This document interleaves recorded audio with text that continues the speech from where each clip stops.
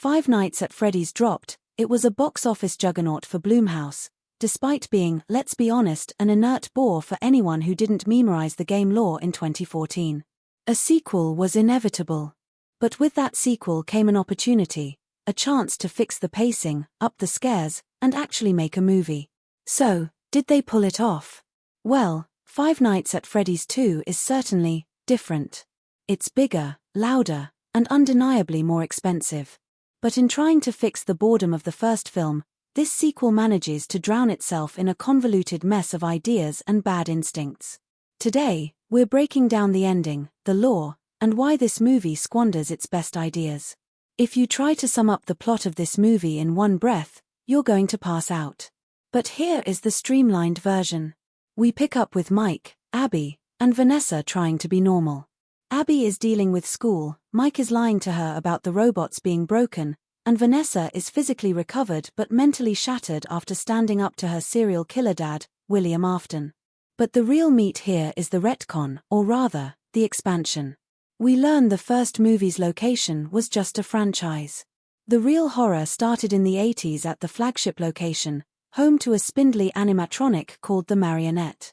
This thing wirelessly controlled the others, and after a girl named Charlotte died there, her ghost began stirring 20 years later. This sounds like a solid setup, right? The problem is, the movie refuses to focus. We're juggling a robotics competition side plot, a shady new security guard, and Skeet Ulrich playing Charlotte's conspiratorial father. It doesn't play like a complex mystery, it feels like the writers were trying to cram a wiki page into a screenplay. Instead of fleshing out Charlotte's motivations, which feel embarrassingly rushed by the end, we spend half the runtime on ominously vague conversations that go nowhere. The film tries to build a world, but the more it expands, the smaller and more cluttered it feels. Now, let's talk strictly horror. The animatronics are a mixed bag. The Marionette. Actually great. It has a clever design and rushes the camera in a way that feels true to the games. But the rest?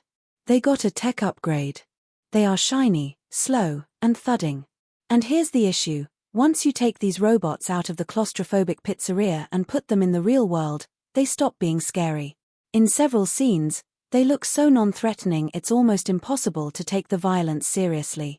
The most frustrating part isn't the bad scares, it's the wasted potential.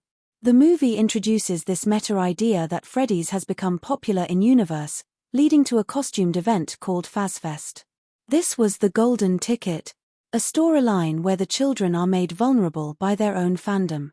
It's smart, it's meta, and it's creepy. But the movie tosses this aside to focus on aggressively signposted Easter eggs and clunky dialogue.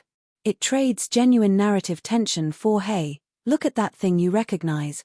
By the time we reach the plot-heavy climax, the movie has essentially traded the original film's sin of boredom for the sin of confusion. The ending explained is simply this: the franchise is drowning in its own lore. The filmmakers prioritized setting up the pieces for a third movie over making sure this movie had a coherent flow or emotional core. Five Nights at Freddy's 2 is more ambitious, sure. But it's a convoluted mess of bad instincts. If you're just here for the lore, you'll be fed. If you're here for a good movie, you're going to go hungry. Let's hope the third time is the charm. Thanks for watching. Let me know in the comments if the Marionette scared you or if you missed the old animatronics. Don't forget to like and subscribe for more breakdowns.